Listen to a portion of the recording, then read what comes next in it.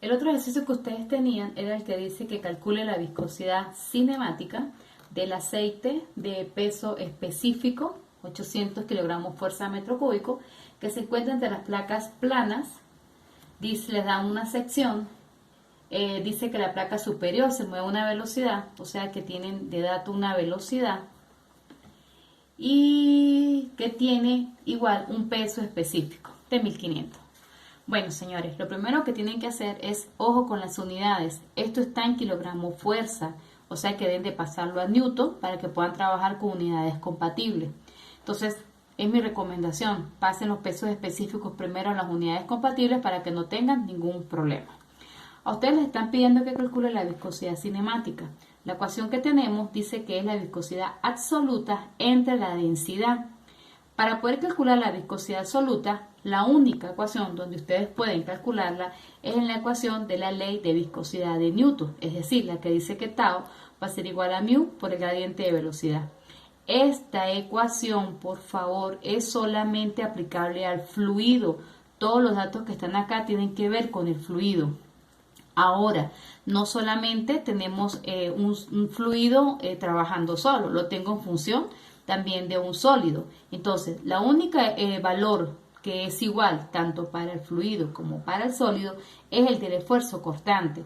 Pero cuando les hice la demostración en clase, les dije que en la parte donde se produce el esfuerzo cortante, que es el roce entre la superficie y el fluido, este va a ser el punto de contacto o el valor de contacto que vamos a tener entre los dos, entre el fluido y entre el sólido. Entonces, esta ecuación es solamente para el fluido y esta ecuación es solamente para el sólido.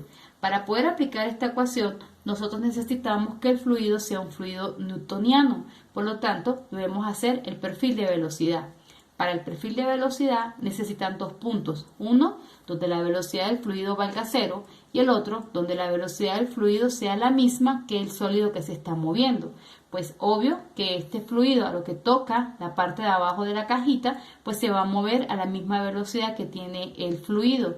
Y esta, pues como está totalmente quieta, pues la velocidad del fluido equivale a cero. O sea que aquí tenemos nuestro perfil de velocidad y por lo tanto yo puedo utilizar la ecuación de la ley de viscosidad de Newton.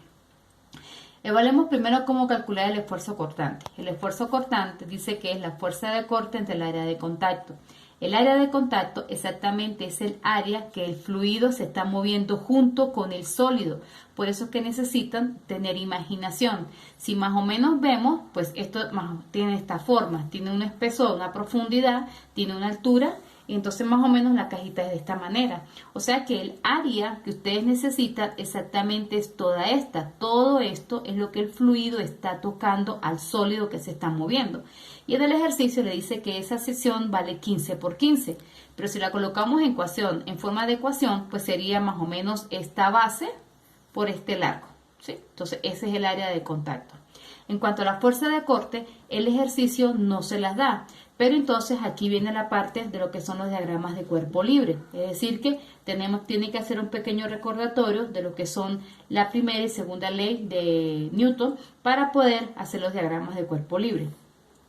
Acá la fuerza de corte precisamente va a ser la componente del peso de ese bloque que ayude al movimiento, porque para que este bloque se pueda deslizar hacia abajo, pues necesita que la componente del peso lo ayude. No hay más otra fuerza externa que les esté colaborando o que se les esté oponiendo. Entonces, por lo tanto, la fuerza de corte va a ser la componente del peso en esa dirección. Para calcular esa componente, pues simplemente trasladamos el ángulo, que se formó acá. Ahí están los datos, el ángulo lo vamos a trasladar.